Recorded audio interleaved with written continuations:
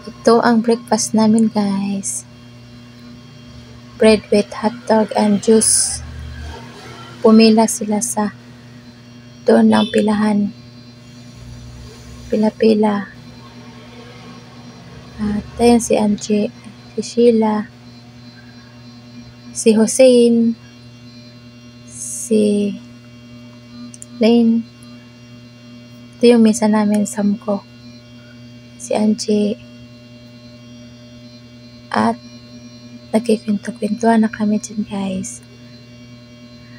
Dahil malapit na mag-start ang activity. So, ayan, tinanggal kasi ni Angie ang pandikit. Ayan, dumikit lalo sa kanya. Dapat tong dulo lang dapat ang tinagay niya. Ayan, nahirapan siya kaya dumikit daw sa balat niya. Ayan, sa akin, pinakita ko sa kanya sa akin.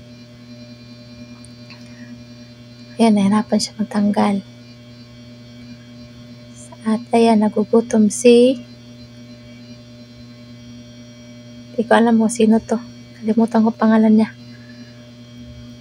So, ayan, si Ate Cordoba, si Gonyo, si Ate Denyo, mga kawit namin.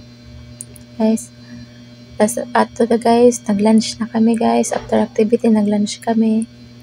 So, ayan, lechon. May lechon kami guys, barbecue, tas talong, tas adobong manok.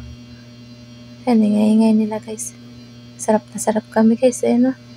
Sobrang sarap ng lechon. So, ayan, si Olis. Si cellphone, hindi siya masyadong kumain kay bawal sa kanya ang baboy, lechon. So, ayan, Wilkins. Tubig ko yan yung Wilkins. Kasi ito Cordoba kay wala kasi kumain pa rin usog. So, ayan. Nagplano-plano sila guys kung after kain, maliligo pa or mag-inuman. So, ayan, nagkikintuan na sila guys kaya tapos naman kumain. So, inasikaso na namin yung ano namin guys, nalinis na namin pagkain namin guys. Kinain na namin. At ayan, inaipos na Ate Cordoba ang kinainan niya. Yung sa akin, hindi ko naupos kasi sobrang sama ng pakiramdam ko. Sumakit yung chat ko. Kaya yung pagkain ko, yung kanin ko, binigay ko na lang kay ate kasi nga papakain na lang daw niya sa aso. Dinadala niya kasi papakain na niya sa aso. Ate Cordoba, ayan, sabi niya sakit na chat niya. Sakit yung chat niya. At busog daw siya. Ayan, si Ate Dinyo ay hindi rin siya kumakain ng baboy kasi nga high blood siya. Maraming hindi kumakain. Tapos yung drinks namin dyan ay Sito. Ayan, si Amboy, si Cruz, si Gonyo.